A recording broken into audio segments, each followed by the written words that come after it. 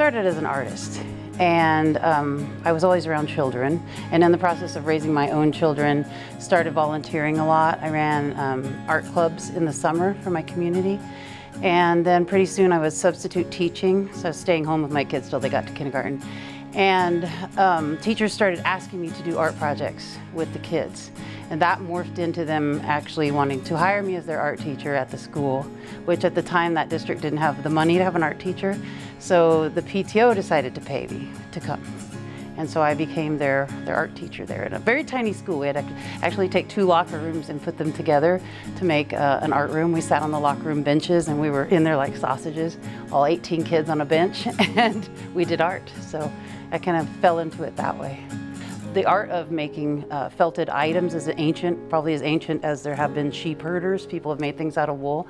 It's an easy thing to do and it's kind of beautiful. It's also known as painting with wool. So there are some people that treat it like painting and their work really looks like watercolors.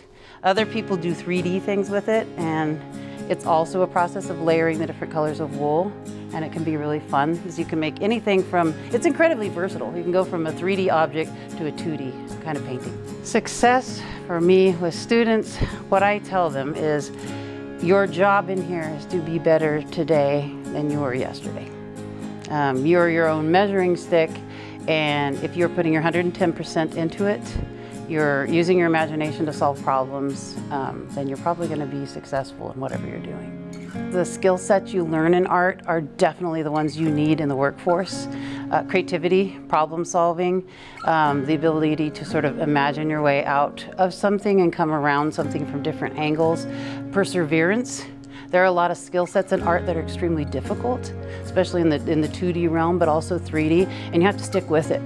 And that's the hardest thing for kids a lot of times. They'll tell me it's too hard. And I usually will reply to them, it's not that it's too hard, it's taking longer than you wanted it to take.